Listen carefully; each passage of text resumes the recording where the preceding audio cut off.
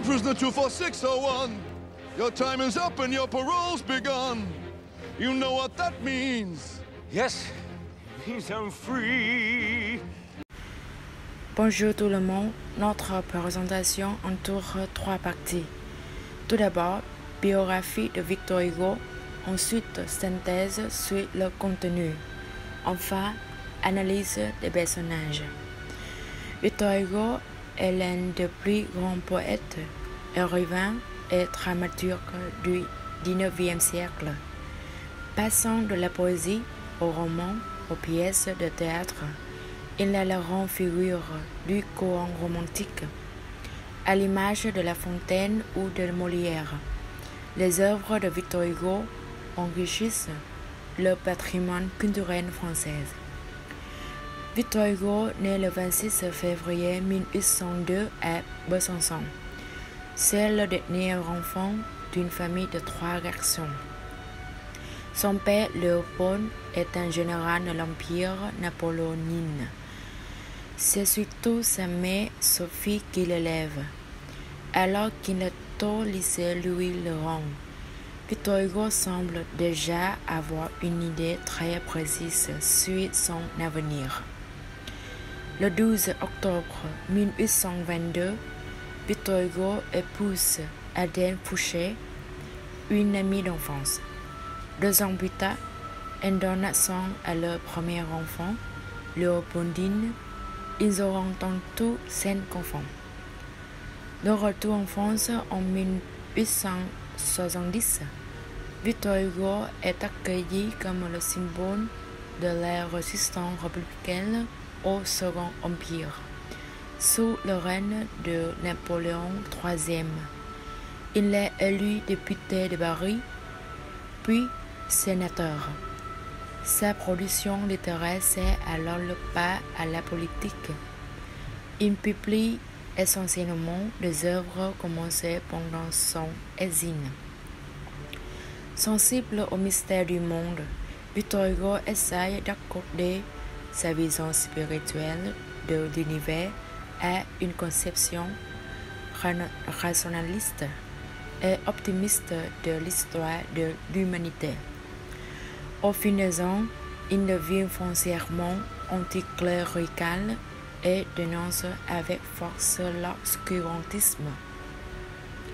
Ses funérailles nationales et civiles à Paris sont grandioses, car il a été, de son vivant, le plus populaire des écrivains et un grand défenseur de la République. Alors merci et bonjour tout le monde, on va passer à la deuxième partie, les synthèses sur le contenu. Les Misérables est un roman de Victor Hugo, publié en 1862. Il s'agit d'une histoire épique qui suit la vie de Jean Valjean, un ancien prisonnier ayant passé 19 ans en prison pour avoir volé du pain. Après sa libération, il est accueilli par l'évêque Myriel, qui lui offre une seconde chance et l'encourage à changer de vie. Valjean devient alors un homme respecté et philanthrope, mais il est constamment traqué par un inspecteur de police, Javert.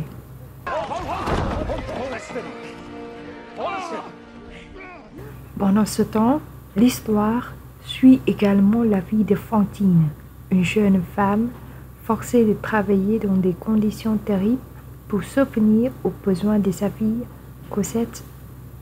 La situation de Fantine empire rapidement et elle est contrainte de vendre ses cheveux et de se prostituer pour survivre.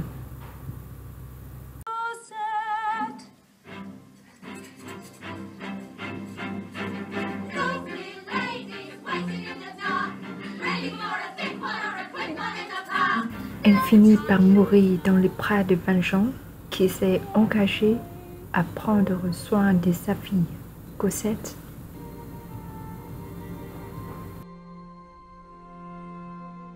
La majeure partie du roman se concentre sur la vie de Cosette et son éducation sous la tutelle de Valjean.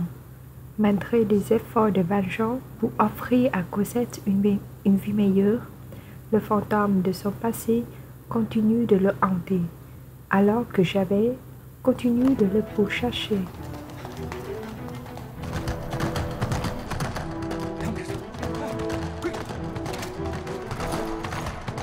9 ans plus tard, Cosette a rencontré et est tombée amoureuse de Marius, l'un des étudiants qui s'est rebellé et a fait une révolution.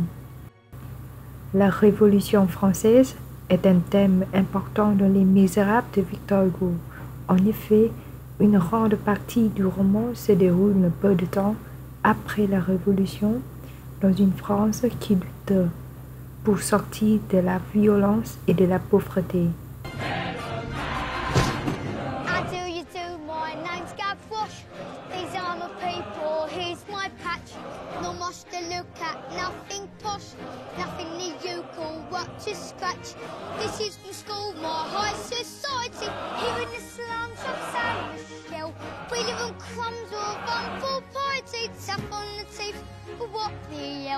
Think you're poor, think you're free, follow me, follow me!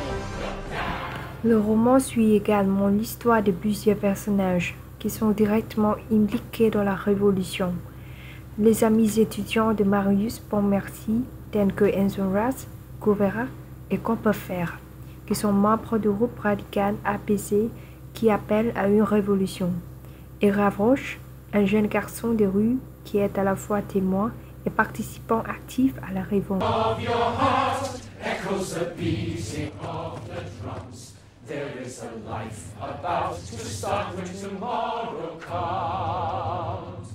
Le soulèvement des étudiants est décrit dans le roman comme une tentative désespérée mais courageuse de renverser l'ordre établi injuste de l'époque.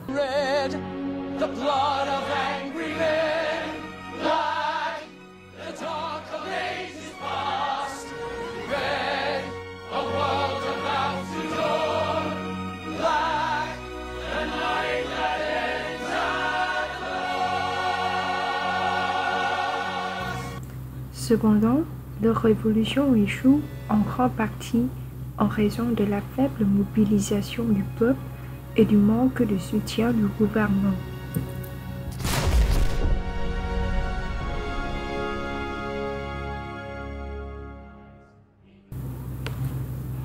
Malgré cela, le lutte est présenté comme un symbole de la résistance à l'oppression et du désir d'égalité.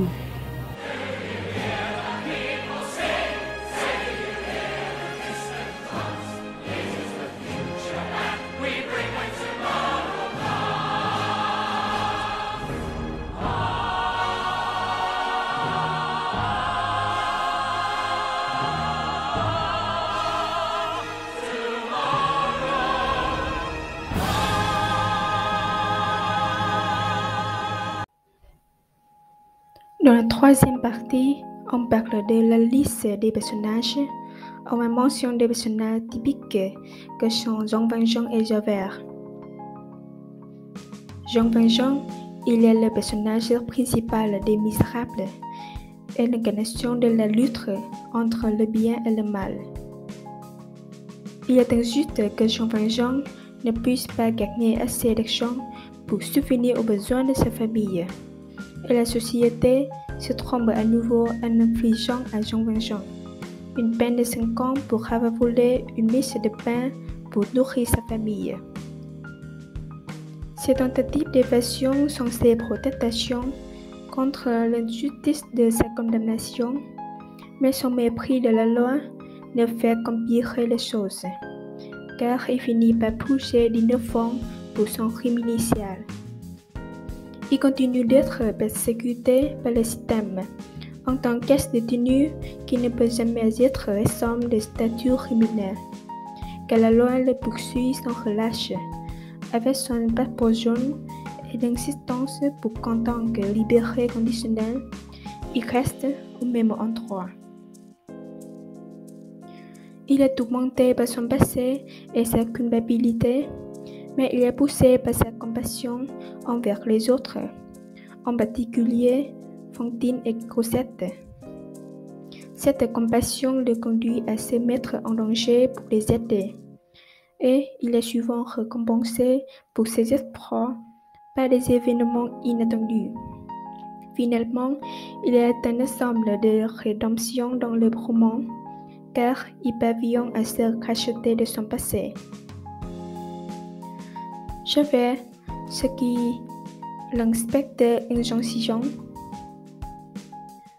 Javert est la quintessence du droit aveugle à la justice et à la miséricorde qui opprime les citoyens les plus vulnérables de la société. Javert croit en la justice absolue et en la punition pour tous ceux qui enfreignent la loi, sans exception. Il voit en vengeance une menace pour la société et est obsédé par sa capture, refusant de voir le changement de cœur et de comportement se vengeant. Lorsque Javert apprend enfin la vérité sur la loi qu'il a défendue aveuglément, il finit par se suicider plutôt que de faire face au fait que Vengeance est bon et que la loi est mauvaise dans son cas particulier. Les Misérables est une œuvre monumentale qui traite de nombreuses thématiques importantes de manière profonde et poignante. Le roman est un ensemble de la capacité de la littérature à mettre en lumière les problèmes sociaux de son époque et à inspirer les gens à agir pour un monde meilleur. Grâce à cette œuvre, Hugo dénonce le système social sans pitié où l'instruction et l'éducation sont les seules armes que les pauvres possèdent. Il dit « Ouvrez des écoles et vous fermerez des prisons ». Il propose une réflexion sur les problèmes du mal par le mal, comme son compère contre la peine de mort. Idéaliste, notre droit en la générosité humaine, incarné par l'un des personnages du roman. Ces personnages tragiques représentent la diversité et la complexité de la société française du XIXe siècle et illustrent comment l'amour et la compassion peuvent transformer la vie de certains.